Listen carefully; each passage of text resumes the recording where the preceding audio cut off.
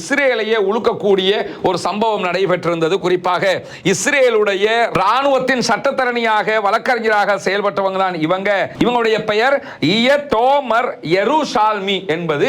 அது அவங்களுடைய ஹீப்ரு மொழி சார்ந்த ஒரு பெயர் நினைக்கிறேன், ரொம்ப கஷ்டமாக இருக்கிறது. இவங்க செய்த ஒரு காரியத்தால் இவரை பதவி நீக்கம் செய்திருக்கிறார்கள். இந்த பதவி நீக்கத்திற்கு உள்நாட்டுக்குள்ளேயே பெரிய எதிர்ப்புகள் எல்லாம் இருக்கிற அதே நேரத்தில் இன்றைக்கு காலை இவருடைய கார் ஒரு கடற்கரை ஓரத்தில் கண்டறியப்பட்டது. இவங்க அதுக்குள்ள இருக்கல, ஒரு கடிதம் மட்டும் இருந்தது. உடனடியாக இவங்களை தேடுகிற பணியை மேற்கொண்டார்கள். உயிரோடு இவர் தற்போது கிடைத்திருக்கிறார் என்கிறது இஸ்ரேலிய ராணுவம். சரி, எதற்காக இவர் இப்படியான ஒரு முயற்சியை மேற்கொண்டார்? தற்கொலைக்கான முயற்சியை தான் இவர் மேற்கொண்டிருக்கிறார் என்று தெரிய வருது. எதற்காக இவர் செய்தார் என்று சொன்னால், இவர் ஒரு வீடியோவை வெளியிட்டிருந்தாங்க. அந்த வீடியோ தான் மிகப்பெரிய சர்ச்சையை தற்போது சர்வதேச மட்டத்தில் உருவாகி இருக்கிறது.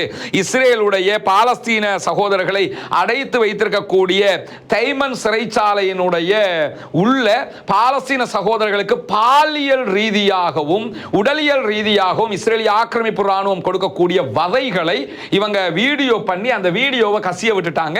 அந்த வீடியோவை இஸ்ரேலிய ஊடகங்களே போட்டு வைரல் ஆக்கிட்டாங்க. அந்த வீடியோவுக்கு பிறகுதான் தற்போது ராணுவத்தினுடைய தகவல்களை கசிய விட்டார் என்கிற குற்றச்சாட்டில் இவங்க பதவி நீக்கம் செய்யப்பட்டிருக்கிறாங்க.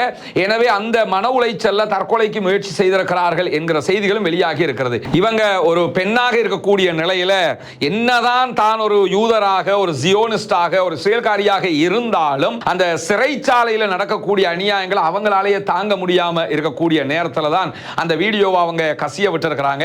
அந்த வீடியோ வைரலாகி இருக்கிறது சமூக வலைதளங்கள்லையும். பாலஸ்தீன அப்பாவி சகோதரர்களை அவங்க பண்ணுகிற கொடுமைகள், பாலியல் ரீதியாக கொடுக்கிற துன்புறுத்தல்கள் எல்லாம் கற்பனை கூட பண்ண முடியாது. ஏதோ ஒரு வகையில் ஒரு சின்ன ஒரு அன்பு அவங்களுக்கு இப்படியெல்லாம் பண்ணுகிறார்களே என்கிற ஒரு நிலை எடுத்ததுனால தான் தாங்க முடியாம அந்த வீடியோ ரிலீஸ் பண்றாங்க. அதற்காகத்தான் தற்போது நடவடிக்கைக்கு உள்ளாகி இருக்கிறார்கள். பதவியை இழந்திருக்கிறார். இப்படி பலவிதமான துன்பங்களுக்கும் இவர் தற்போது ஆளாக்கப்படுகிறார். ஏன்னா இஸ்ரேல்னால யாருங்கிறது அந்த வீடியோவை பார்த்தால் எல்லாருக்கும் தெரிஞ்சிடும். அந்த அளவுக்கு உண்டான அநியாயங்களை அவர்கள் பாலஸ்தீன அப்பாவிகளுக்கு செய்து கொண்டிருக்கக்கூடிய நிலையில